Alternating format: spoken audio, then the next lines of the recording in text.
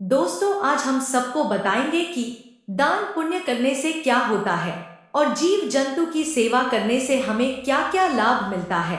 और भी बहुत सारी जानकारियां आपको इस वीडियो से मिलेगी। आप वीडियो पूरा देखिए तभी जान पाओगे। एक बार श्री एकनाथ जी महाराज गंगोत्री से गंगाजल लेकर बाकी बहुत से शिव भक्तों के साथ मिलकर रामेश्वर जल चढ़ाने जाते थे। अक्सर भक्त लोग ऐसा करते हैं कि गंगोत्री से गंगाजल लेकर रामेश्वर में चढ़ाते हैं कांवर में लेकर के। ऐसे ही वो जा रहे थे। वह जब रामेश्वर जी के पास पहुंचने वाले थे तो देखा एक गधा प्यास से तड़प रहा है। ऐसा लग रहा था कि अगर इसको पानी ना मिला तो यह अपना जीवन खो देगा। उन्होंने विचार किया कि रामेश्वर जी में तो सब जल चढ़ाते हैं और यह प्यासा है, यहाँ पर इसे कोई जल पिलाएगा नहीं, क्योंकि सब जल को इतनी दूर गंगोत्री से लाए थे रामेश्वर जी के लिए।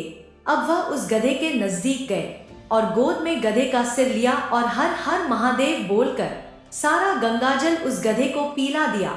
उनके जो साथी थे वह सब यह देखकर हंसने लगे कि यार, मतलब इतनी मेहनत करके वहां से लाए और पास ही आ चुके थे रामेश्वर के, वहां नहीं चढ़ा के इस गधे को सारा जल पिला दिया, सारा जल इसको पीला दिया, तो अब रामेश्वर में क्या लेकर जाएगा, वहां क्या चढ़ाएगा। सब यह बात करके हंस रहे थे।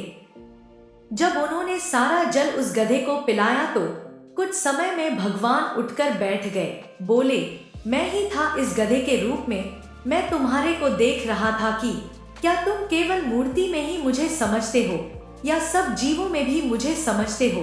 तुम्हारी इस दया से मैं द्रवित होकर यही प्रकट हो गया, क्योंकि इस धरती के कण कण में शिव है, तो गधे से ही भगवान प्रकट हो गए।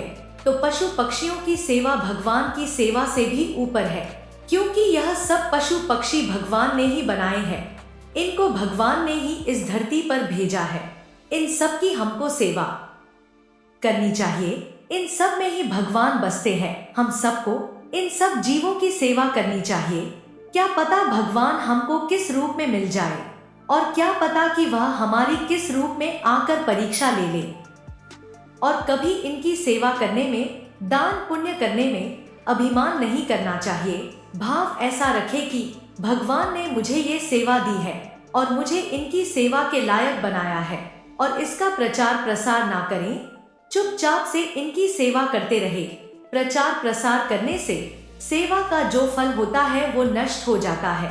जैसे आप मित्रों से और अपने सगे संबंधियों से कहते होंगे कि हमने यह किया है, हमने वहां दान पुण्य दिया है, आप भी किया कीजिए। दान पुण्य अगर करना है तो चुपचाप से करना चाहिए। किसी को दिखाकर दान दिया तो क्या दिया। यह बात जैसे आप संत से या गुरुजनों से कहे तो बात अलग होती है, पर इन बातों को किसी दूसरे से कहने की कोई जरूरत नहीं। जितना गुप्त रखोगे उतना ही आपके लिए अच्छा होगा। अगर कोई कहे भी कि सुना है कि आप पक्षियों की बहुत सेवा करते हो, आप पशुओं की भी बहुत सेवा करते हो, तो आप उनसे सिर्फ यह बोल देना कि अरे, हम अपनी सेवा नहीं कर पाते, पक्षियों की क्या सेवा कर पाएंगे, मतलब उसे हमें दबाना है। हमसे पाप बन जाए तो कह देना है, पुण्य बन जाए तो छुपा लेना है।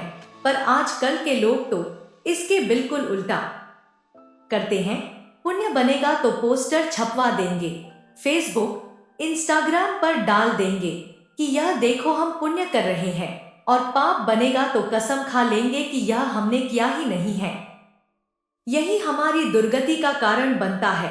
अपने इस पुण्य को छुपाओ और पशु पक्षी में भगवत भावना करो। जब उनको दाना पानी डाल रहे हो तो भाव करो कि हे भगवान, आप हम पर प्रसन्न रहो, आप हमको इतनी ताकत दो कि हम सदैव आपकी सेवा करते हैं।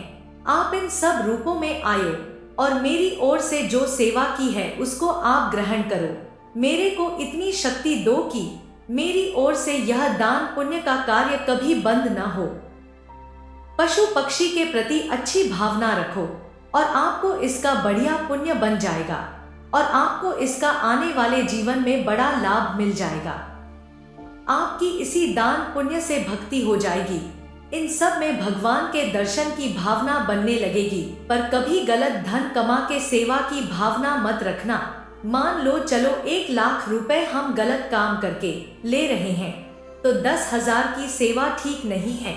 ईमानदारी से कमाओ, धर्म से कमाओ, और फिर उससे अगर 10 रुपए की भी सेवा करोगे तो बहुत बड़ी सेवा मानी जाएगी। एक बार राधा बाबा ने भागवत सुनाई, बहुत श्रद्धा से सुनाई। अब दक्षिणा देने की बात आई तो बाबा ने कहा कि हम तो सन्यासी हैं, क्या दक्षिणा दोगे हमको? बाबा ने कहा कि इस सभा में बड़े बड़े विद्वान लोग बैठे हैं, जिसके पास पवित्र धन हो, जिसने पूरी ईमानदारी से पैसा कमाया हो, वह हमको 1.25 रुपया हमें दे दो। किसी की हिम्मत नहीं हुई 1.25 रुपया निकालने की, क्योंकि बाबा बिल्कुल सत्य पर प्रतिष्ठित थे। उन्होंने बोला था कि मैं दक्षिणा पवित्र लूंगा, अगर दक्षिणा पवित्र नहीं हुई तो उसको दंड मिलेगा। किसी की हिम्मत नहीं हुई वहां से उठकर बाबा को दक्षिणा देने की। फिर एक घास खोदने वाला बगीचे में जो काम करता है दौड़ के आया, बाबा हमारा पैसा पवित्र है, आप हमसे दक्षिणा ले लो। तो बाबा ने बोला कि कैसे तेरा पैसा पवित्र है? तो माली ने बोला कि मैं घास खोदता हूँ और उसी घास खोद कर अपने परिवार का गुजरा करता हूँ। मैं अपने काम को ईमानदारी से करता हूँ, इसमें कोई बेईमानी नहीं करता। मुझे कोई 1,000-2,000 रुपए मिलते हैं पूरे महीने के, मैं उसी से गुजरा होता है हमारा। फिर बाबा जी ने उससे दक्षिणा के रूप में 1.25 रुपया लिया और उसको आशीर्वाद देकर बोला कि ये है दक्षिणा। यह दक्षिणा में दिया हुआ 1.25 रुपया उस 1.25 करोड़ से बहुत ज्यादा है, और इस 1.25 रुपए की बराबरी उस 1.25 करोड़ रुपए से नहीं हो सकती। यह पवित्र दक्षिणा है जिसमें कोई बेईमानी नहीं है। यह वह दक्षिणा है जो किसी को रुलाकर नहीं कमाया, किसी को दुहक देकर नहीं कमाया, मेहनत से कमाया हुआ पैसा। अगर आप दान पुण्य में दोगे तो उसका आपको अवश्य फल मिलेगा। अगर आपको यह जानकारी अच्छी लगी है तो कृपया लाइक और कमेंट कर दिया कीजिए, और चैनल को सब्सक्राइब करना मत भूलिए। हमेशा खुश रहो, भगवान आप पर कृपा बनाए रखे। जय श्री कृष्णा।